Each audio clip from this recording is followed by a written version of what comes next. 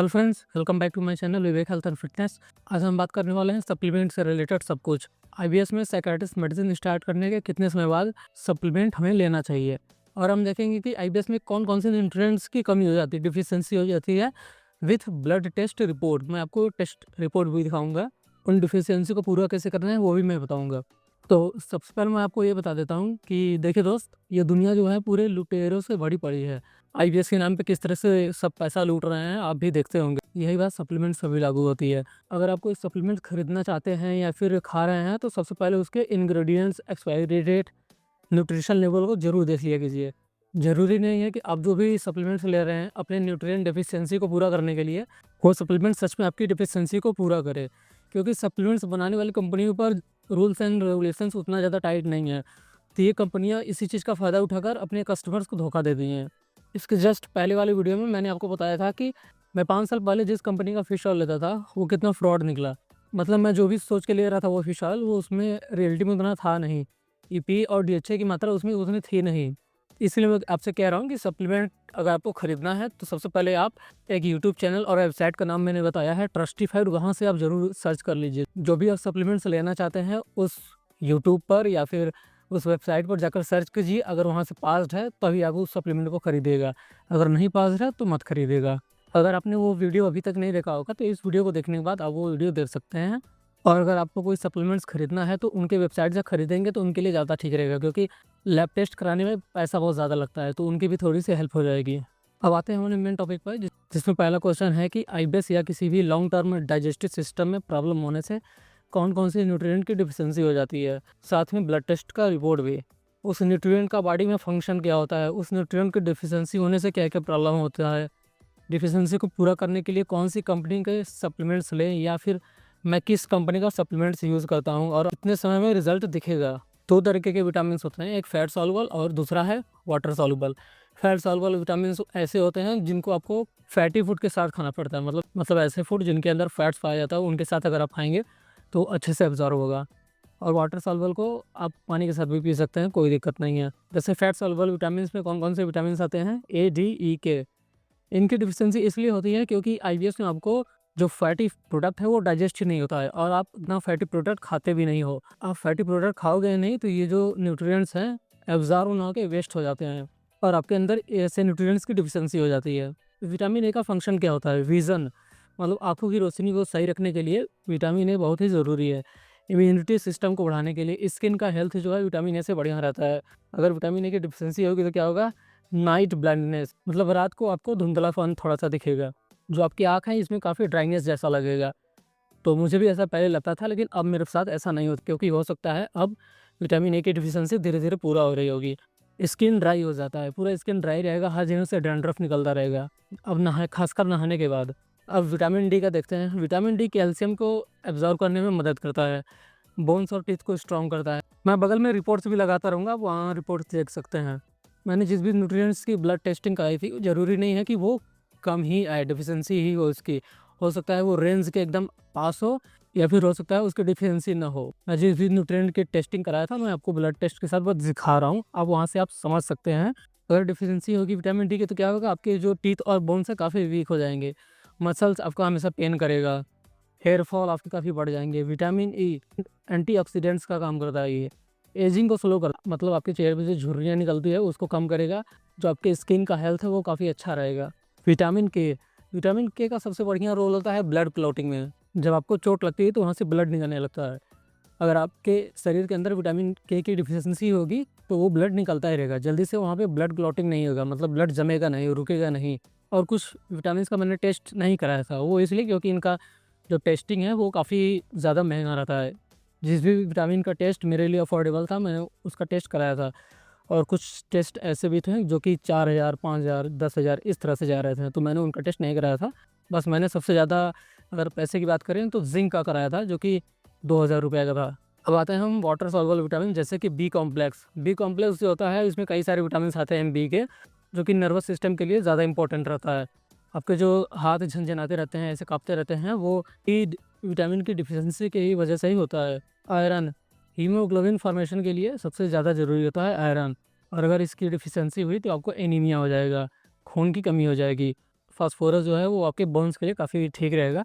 और भी बहुत सारे फंक्शन हैं, आप गूगल पे सर्च कर सकते हैं और मैं इस पे अलग से एक डिटेल वीडियो बना दूँगा क्योंकि इनके फंक्शन बहुत ज़्यादा होते हैं। मैं आपको बस थोड़ा बहुत बता रहा हूँ क्योंकि इस वीडियो में मुझे सप्लीमेंट्स के बारे में बताना है। सोडियम बॉडी में वाटर का लेवल कंट्रोल करता है और बीपी को मेंटेन करता है, ब्लड प्रेशर को। क्लोराइड स्टमक एसिड बनाने में हेल्प करता है क्योंकि जो स्टमक एसिड है वो है HCl। तो यहाँ पे जो Cl है वो क्लोराइड है। अगर आप क्लोराइड रिलेटेड फूड खाएँगे तो आपका स्टमक एसिड बनता रहेगा। मैग्नीशियम नर्वस सिस्टम के लिए काफ़ी इंपॉर्टेंट होता है मैग्नीशियम। जिंक रिप्रोडक्टिव हेल्थ के लिए जिंक सबसे इम्पोर्टेंट चीज़ है और इसकी डिफिशियंसी जो डायरिया वाले हैं या फिर कॉन्स्टिपेशन वाले हैं उनके अंदर पक्का होगा, आपको टेस्टिंग करने की ज़रूरत नहीं है।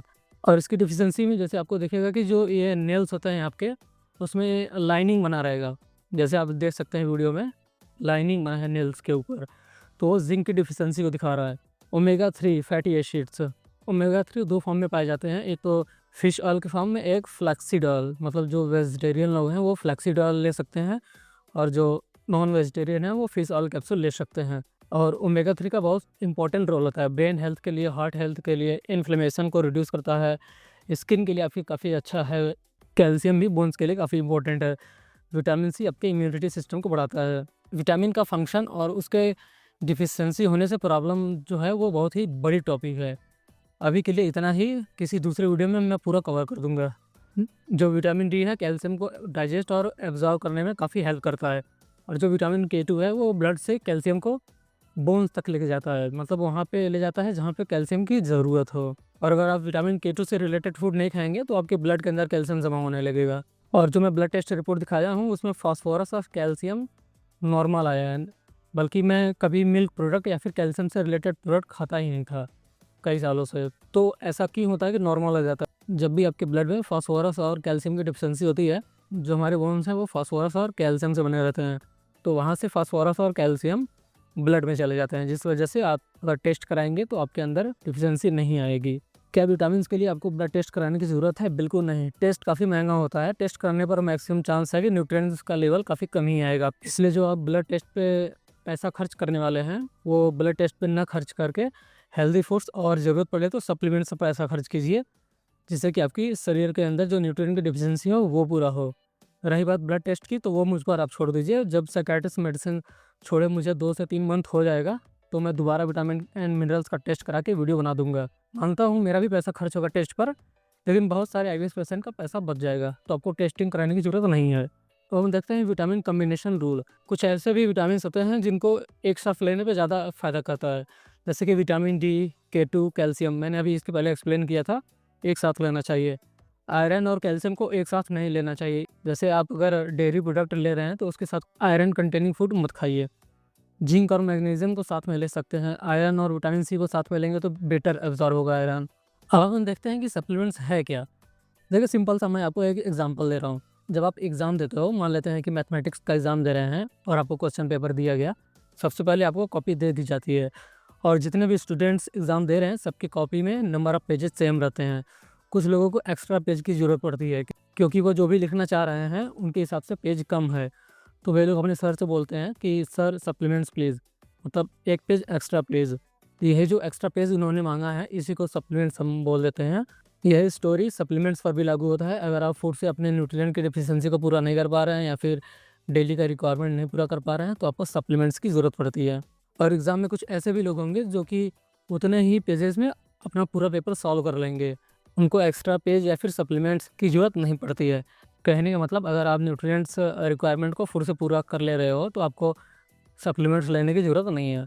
साइकियाट्रिस्ट मेडिसिन स्टार्ट करने के कितने समय बाद सप्लीमेंट्स लें? देखिए जब साइकियाट्रिस्ट मेडिसिन से आपका वेट गेन होने लगे, मतलब जो स्मॉल इंटेस्टाइन है न्यूट्रिएंट को एब्जॉर्ब करने लगे, तब आपको सप्लीमेंट्स लेना चाहिए। उसके पहले आप लेंगे तो वो जो न्यूट्रिएंट्स है एब्जॉर्ब भी नहीं होगा और आपका पैसा भी वेस्ट जाएगा। कुछ विटामिन जैसे कि B12 और जिंक है, मैग्नीशियम, साइकियाट्रिस्ट डॉक्टर आपको मेडिसिन के साथ दे सकते हैं, तो वहाँ पे आप ले सकते हो। और अगर आपके डॉक्टर ने नहीं दिया है तो आपको नहीं लेने की ज़रूरत है। और अगर आप लेना ही चाहते हैं तो B12 और जिंक ले सकते हैं। और ख़ासकर जो डायरिया वाला है वो अगर जिंक ले तो ज़्यादा ठीक रहेगा, क्योंकि जिंक जो है वो IBS डायरिया में काफ़ी हेल्पफुल है और जो मैग्नीशियम है IBS-C में काफ़ी हेल्पफुल रहता है। क्या सप्लीमेंट्स लेना सबको ज़रूरी है? नहीं। अगर आपका आईबीएस का प्रॉब्लम 1 साल से या फिर उससे कम है तो आपको सप्लीमेंट्स लेने की ज़रूरत नहीं है। आप फूड से ही उस न्यूट्रिएंट की डेफिशिएंसी को पूरा करने की कोशिश कीजिए। और अगर आप नहीं कर पा रहे हैं तो आप सप्लीमेंट्स ले सकते हैं। और जिनका 1 साल से ज़्यादा डेफिशिएंसी है या फिर ब्लड टेस्ट कराने पे डेफिशिएंसी बहुत ज़्यादा आया है तो वो सप्लीमेंट्स ले सकते हैं। अब एक और मिथ है कि सप्लीमेंट्स में ड्रग्स पाया जाता है, तो ये पूरा तरीके से मिथ है। सप्लीमेंट्स में किसी भी तरीके के ड्रग्स नहीं पाया जाता है। और ये जो बात है कि सप्लीमेंट्स में ड्रग पाया जाता है, ये वही लोग बोलते हैं जिन्होंने कभी सप्लीमेंट्स यूज़ नहीं किया रहता है। जैसे यूट्यूब पर आप देखे होंगे कि बहुत सारे ऐसे लोग होंगे जो आईबीएस पे ज्ञान देते हैं ठीक करने के लिए, और उनको कभी भी आईबीएस हुआ नहीं रहता है। सेम टू सेम इस पे भी लागू होता है कि ये सप्लीमेंट्स कभी यूज़ ही नहीं किए होंगे, लेकिन उस पे ज्ञान देंगे कि उसमें ड्रग्स पाया जाता है। कितने टाइम में न्यूट्रिएंट की डेफिशिएंसी पूरी हो जाएगी? देखिए, इसका कोई फिक्स टाइम नहीं है। 2 महीने भी लग सकता है, 5-6 महीना भी लग सकता है। ये पर्सन टू पर्सन वेरी करता है और ये डिपेंड करता है कि आपका जो न्यूट्रिएंट की डेफिशिएंसी है वो कितना ज़्यादा है। काफ़ी सीवियर है, मतलब बहुत ज़्यादा डेफिशिएंसी है, या फिर बहुत कम डेफिशिएंसी है। और इस पर भी डिपेंड करेगा कि आपका डाइजेशन कितना इम्प्रूव हुआ है। अगर आपका डाइजेशन एकदम मस्त हो गया है तो समझ लीजिए कि आपकी डेफिशिएंसी बहुत जल्दी ही ठीक हो जाएगी। अगर आपको किसी न्यूट्रिएंट की डेफिशिएंसी है तो आपको डेली रिक्वायरमेंट से थोड़ा ज़्यादा ही लेना पड़ेगा। जैसे मैं आपको बताता हूँ, जो विटामिन ई है उसका डेली रिक्वायरमेंट 15 mg है। तो अगर आपके अंदर विटामिन ई की डेफिशिएंसी है तो आपको विटामिन ई 15 mg नहीं, कम से कम 25 से 30 mg तक लेना पड़ेगा। और जहाँ तक मुझे लग रहा है, विटामिन ई का 25 से 30 mg का कैप्सूल या फिर टैबलेट आता नहीं है। एक जो ग्रीन कलर का आता है 400 mg का, वो आता है। मतलब आप 10 और 15 दिन में एक कैप्सूल ले सकते हो। अब आपके दिमाग में एक और बात आएगा कि कहीं ऐसा तो नहीं है कि सप्लीमेंट्स हमको ज़िंदगी भर लेना पड़े। देखिए, सिंपल सी बात है, मैं जो न्यूट्रिएंट्स का डेली रिक्वायरमेंट है, अगर आप फूड से पूरा कर ले रहे हो तो आपको सप्लीमेंट्स बाद में बंद कर देना है। अगर आप नहीं पूरा कर पा रहे हो तो हमेशा लेते रहिए, कोई दिक्कत नहीं है। सप्लीमेंट्स के फॉर्म, देखिए सप्लीमेंट्स के फॉर्म बहुत ज़्यादा मैटर करता है। मतलब सप्लीमेंट जो आप ले रहे हैं, जो भी विटामिन से ले रहे हैं, वो किस फॉर्म में है। जैसे अगर आप जिंक ऑक्साइड लेंगे, वो उतना बेटर तरीके से एब्जॉर्ब नहीं होता है जितना कि जिंक ग्लाइसिनेट। जो जिंक ग्लाइसिनेट है या फिर मैग्नीशियम ग्लाइसिनेट है, वो ऑक्साइड्स के मुकाबले, मतलब जिंक ऑक्साइड्स या फिर मैग्नीशियम ऑक्साइड के मुकाबले ज़्यादा एब्जॉर्ब होता है और वो आपके डाइजेशन को अपसेट भी नहीं करता है। अगर आपको स्टार्ट करना है तो डायरिया वाले जिंक ग्लाइसिनेट से स्टार्ट करेंगे, और जो कॉन्स्टिपेशन वाले हैं मैग्नीशियम ग्लाइसिनेट से। मेडिसिन का इफेक्ट या सप्लीमेंट्स लेने से कम नहीं होगा, इसलिए डरने की कोई ज़रूरत नहीं है। आप जो भी मेडिसिन ले रहे हैं उसके साथ अगर सप्लीमेंट्स लेते हैं तो कोई ज़्यादा फ़र्क नहीं आने वाला है। मतलब आपको नुकसान नहीं करेगा वो, आप आराम से लेते रहिए उसको। क्या नेचुरल प्रोडक्ट जैसे अश्वगंधा ले सकते हैं? बिल्कुल ले सकते हैं, लेकिन कुछ खास फ़र्क नहीं दिखेगा। सही बता रहा हूँ, मैंने बहुत इसको लिया है, अश्वगंधा पाउडर, वो अश्वगंधा टैबलेट को बहुत ज़्यादा यूज़ किया मैंने, कुछ फ़ायदा नहीं दिखता है। लेकिन अगर आप लेना चाहते हो तो ले सकते हो सकता है जब आपका डाइजेशन पूरी तरीके से ठीक हो जाए तो आपको थोड़ा बहुत फ़ायदा करे। एक सप्लीमेंट है जो कि बहुत ज़्यादा फेमस है, मास गेनर। सब लोग इसको वेट बढ़ाने के लिए बहुत ज़्यादा प्रमोट करते हैं। तो मास गेनर लेना चाहिए या फिर नहीं? तो मैं इसका सीधा सा आंसर है नहीं, क्योंकि इसमें जो माल्टोडेक्स्ट्रिन नाम का एक कार्बोहाइड्रेट होता है, वो आपके शुगर को स्पाइक कर देता है। मतलब आपके शुगर के लेवल को काफ़ी ज़्यादा बढ़ा देता है, जिससे कि आपका जो इंसुलिन से लेवल है वो इम्बैलेंस हो सकता है। और मास गेनर से आपका फैट और वाटर वेट ज़्यादा बढ़ेगा। और मास गेनर आप मत लीजिए, वो बहुत ही ख़राब चीज़ है, इसके अंदर शुगर बहुत ज़्यादा होता है। इससे अच्छा होगा कि आप अपने से ही मास गेनर बना लो, जिसमें मिल्क या फिर दही को, फ्रूट्स, सिनेमन पाउडर, दालचीनी का powder, dry fruits, peanut butter mixer से पीस कर पी लेंगे तो ज़्यादा ठीक रहेगा। अब आते हैं हम नंबर 1 फेमस सप्लीमेंट्स के बारे में, वे प्रोटीन। बहुत सारा इस पे भी मिथ है। तो क्या वे प्रोटीन ले सकते हैं? बिल्कुल ले सकते हैं। चाहे एक्सरसाइज करो या ना करो, आप वे प्रोटीन ले सकते हैं, क्योंकि सभी को प्रोटीन्स की रिक्वायरमेंट होती है। और अगर आप फूड से प्रोटीन को पूरा नहीं कर पा रहे हैं तो आप वे प्रोटीन बिल्कुल ले लीजिए। अगर आप एक्सरसाइज नहीं कर रहे हैं तो कोई दिक्कत नहीं है। और अगर आप एक्सरसाइज कर रहे हैं, वे प्रोटीन ले रहे हैं, तब तो और भी अच्छी बात है, क्योंकि जो आपने वे प्रोटीन लिया है उसका सही यूज़ होगा। मतलब वेस्ट नहीं जाएगा, आपके पूरे मसल्स उससे रिपेयर होंगे और मसल्स का वेट बढ़ेगा। अब आपको ये बताता हूँ कि वे प्रोटीन बनता कैसे है। जैसे जो मिल्क होता है उसके अंदर 2 तरीके के प्रोटीन्स होते हैं, एक कैसीन प्रोटीन, एक वे प्रोटीन। जब हम पनीर बनाते हैं, वो जो पनीर है वो उसमें कैसीन प्रोटीन पाया जाता है। और जो पनीर को छोड़ के जो वाटर बचता है, जिसे हम वेस्ट समझते हैं, उसी के अंदर वे प्रोटीन रहता है। तो कंपनियाँ क्या करती हैं कि यही रॉ मटेरियल, मतलब जो वेस्ट वाटर है, उसको लेकर उसका प्रोसेसिंग करती हैं, उसको पाउडर फॉर्म में बनाती हैं, फिर उसको पैक करके बेच देती हैं। इसमें काफ़ी ज़्यादा खर्चा आता है, इसीलिए जो वे प्रोटीन है वो काफ़ी महंगा आता है। और अगर आप वे प्रोटीन खरीदना चाहते हो तो सस्ते के चक्कर में मत पड़िएगा, क्योंकि इसके पहले जो मैंने एक वेबसाइट का नाम बताया था यूट्यूब का, ट्रस्टिफाइड, वहाँ पे आप देख सकते हैं कि बहुत बड़ा स्कैम चल रहा है वे प्रोटीन पे भी रिलेटेड। मतलब लिखा रहेगा 24 ग्राम प्रोटीन है एक स्कूप में, लेकिन रहेगा रियलिटी में 10 या फिर 12 ग्राम। क्या वे प्रोटीन में स्टेरॉयड मिलाया गया होता है? 1% भी नहीं। वे प्रोटीन में स्टेरॉयड होता है, ये बात वही लोग बोलेंगे जो इन्होंने कभी लिया ही नहीं होगा इस सप्लीमेंट को। अब आते हैं हम डाइजेस्टिव एंजाइम सप्लीमेंट्स। अगर आपका डाइजेशन सही है तो लेने की ज़रूरत नहीं है। डाइजेस्टिव एंजाइम्स ऐसे लोग लेते हैं जिनको काफ़ी हैवी डाइट लेना रहता है, मतलब जो कैलोरीज़ हैं वो काफ़ी ज़्यादा लेंगे, हैवी वर्कआउट करते हैं, वो जो फूड खा रहे हैं डेली हाई कैलोरी में, उनको डाइजेस्ट करने के लिए डाइजेस्टिव एंजाइम्स की ज़रूरत पड़ती है। और जहाँ तक मुझे लग रहा है कि हम लोग उतना हैवी वर्कआउट नहीं करते हैं, तो हमें डाइजेस्टिव एंजाइम्स की ज़रूरत नहीं है। और अगर आप डाइजेस्टिव एंजाइम्स से रिलेटेड कुछ खाना ही चाहते हो तो फल फ्रूट खा लो, वो ज़्यादा ठीक है। जैसे कि जो पपाया है उसमें पेप्सिन नाम का एंजाइम पाया जाता है, ये प्रोटीन को ब्रेक करता है। और जो पाइनएप्पल है उसमें ब्रोमेलिन नाम का एंजाइम पाया जाता है, जो कि प्रोटीन को डाइजेस्ट करने में हेल्प करता है। और जो बनाना है इसमें एमाइलेज नाम का डाइजेस्टिव एंजाइम पाया जाता है, जो कि कार्बोहाइड्रेट को डाइजेस्ट करने का काम करता है। प्रोबायोटिक सप्लीमेंट्स, कुछ डॉक्टर आपको ये सप्लीमेंट साइकियाट्रिस्ट मेडिसिन के साथ भी दे सकते हैं, और वो भी ज़्यादातर आईबीएस डायरिया वाले पेशेंट को, क्योंकि आईबीएस डायरिया के केस में जो गट बैक्टीरिया हैं वो काफ़ी कम हो जाते हैं, इसलिए डॉक्टर्स आपको प्रोबायोटिक सप्लीमेंट्स भी दे सकते हैं। जब तक आपका वेट बढ़ने नहीं लगता और न्यूट्रिएंट्स अब्जॉर्ब नहीं होने लगता तब तक आप ले सकते हैं। जब न्यूट्रिएंट्स अब्जॉर्ब होने लगेंगे तब आपको प्रोबायोटिक सप्लीमेंट्स लेने की कोई ज़रूरत नहीं है। अगर आपके डॉक्टर्स ने प्रोबायोटिक सप्लीमेंट्स नहीं दिया है तो आपको अलग से खरीदने की ज़रूरत नहीं है, क्योंकि साइकियाट्रिस्ट मेडिसिन से ही 5 से 6 मंथ में जो गट बैक्टीरिया हैं वो धीरे धीरे बैलेंस होने लगते हैं, मतलब बढ़ने लगते हैं गट के अंदर। और जब साइकियाट्रिस्ट मेडिसिन का रिजल्ट आपको दिखने लगे, वेट बढ़ने लगे, तो आप कुछ प्रोबायोटिक फूड्स को ट्राई कर सकते हैं, जिससे कि आपका जो गट का बैक्टीरिया है वो बढ़े। जैसे दही है, बीट क्वास है, राइस कांजी, मिलेट्स अम्बली ले सकते हो गट को बैक्टीरिया को बढ़ाने के लिए। एक आता है एल ग्लूटामीन। ये जो एल ग्लूटामीन है वो ज़्यादातर जो लीकी गट है या फिर जो हमारे गट की लाइनिंग है उनको रिपेयर करता है। आपको लेने की ज़रूरत नहीं है इसको। अपने बचपन में ये च्यवनप्राश बहुत खाया होगा। इम्यूनिटी सिस्टम के लिए सबसे बेस्ट च्यवनप्राश है। लेकिन इस समय क्या हो रहा है कि कुछ कंपनियाँ ऐसी भी हैं जो कि 100 ग्राम अगर आप च्यवनप्राश ले रहे हैं तो 50 ग्राम या फिर 40 ग्राम उसमें क्या शुगर, एक्स्ट्रा शुगर ऐड किया जाता है। मतलब आपका जो पैसा है वो शुगर खरीदने में चला जा रहा है। तो ऐसी कंपनी से आप सावधान रहिए, और जब भी आप किसी कंपनी का च्यवनप्राश खरीद रहे हो उसके इंग्रेडिएंट्स में आप देख लीजिए, शुगर बिल्कुल भी नहीं होना चाहिए। मोरिंगा लीव्स पाउडर और टैबलेट। देखिए जो मोरिंगा लीव्स है या फिर इसकी सब्जी बनती है वो काफ़ी न्यूट्रिशियस रहती है। अगर आप मोरिंगा टैबलेट खरीदना चाहते हैं तो फ्लिपकार्ट या फिर अमेजन से खरीद सकते हैं किसी भी कंपनी का। और अगर आप खुद से बनाना चाहते हैं तो जो आपके यहाँ मोरिंगा होगा, जिसको कि हिंदी में सैजन बोलते हैं, अगर मोरिंगा का पेड़ आपके पास है तो उसका पत्तियों को तोड़कर अच्छे से धो लीजिए, मिट्टी हटा दीजिए, फिर इसको धूप में सुखा दीजिए, फिर उसके बाद इसको मिक्सचर से ग्राइंड करके आप उसको डेली 1-1 चम्मच ले सकते हैं। 1 चम्मच से ज़्यादा नहीं लेना है, मतलब 5 या फिर 10 ग्राम से ज़्यादा नहीं लेना है आपको। ये लगभग नेचुरल मल्टीविटामिन का काम, क्योंकि इसमें काफ़ी सारे विटामिन और मिनरल्स पाए जाते हैं।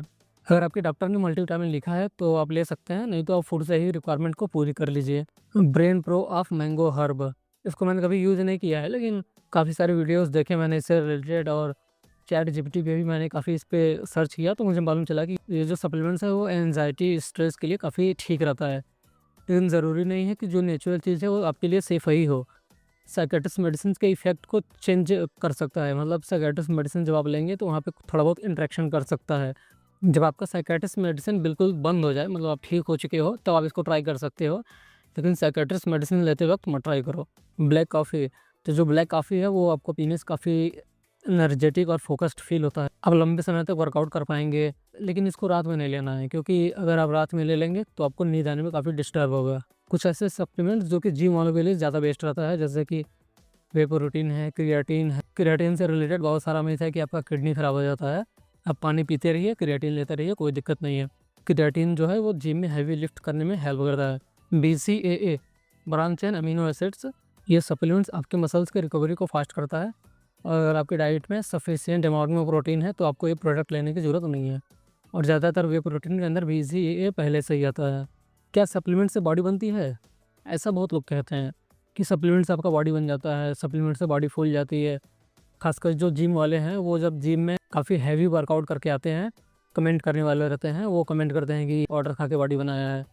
तो मैं ऐसे लोगों से ये कहूँगा कि आप भी पाउडर खा के एक बार देख लीजिए बॉडी बनता है कि नहीं, क्योंकि उनको पाउडर खाते वक्त तो दिख जाता है कि वो पाउडर खा रहे हैं, लेकिन जो जिम में वो 1 से 2 घंटा एक्सरसाइज कर रहे हैं वो तो उनको नहीं दिखेगा। लास्ट में मैं आपसे यही बोलूँगा, अगर आपके ब्लड में या फिर शरीर में न्यूट्रिएंट की डिफिशियंसी है तो आप सप्लीमेंट्स ले सकते हैं। और अगर आप सप्लीमेंट्स के बजाय फूड से ही पूरा करना चाहते हैं और आप जो डेली रिक्वायरमेंट है वो पूरा कर ले रहे हैं न्यूट्रिएंट का, तो आपको सप्लीमेंट्स लेने की ज़रूरत बिल्कुल भी नहीं है। अब हम बात करते हैं नेक्स्ट वीडियो के बारे में। तो जो नेक्स्ट वीडियो का टॉपिक है वो है साइकियाट्रिस्ट मेडिसिन के साइड इफ़ेक्ट्स से रिलेटेड। इस वीडियो के 1 हफ्ता पहले एक वीडियो अपलोड किया था जो कि 1.5 मिनट का लगभग था। फर्स्ट डे से लेकर अभी तक जो भी आपको साइड इफ़ेक्ट दिख रहा है साइकियाट्रिस्ट मेडिसिन का वो सब कमेंट कर दीजिए, मैं सबका यूज़ करके एक डिटेल वीडियो बना दूँगा। अगर आपको ये वीडियो अच्छा लगा तो वीडियो को लाइक कर चैनल को सब्सक्राइब कर दीजिए। ठीक है फ्रेंड्स, मिलते हैं नेक्स्ट वीडियो में, तब तक के लिए बाय बाय।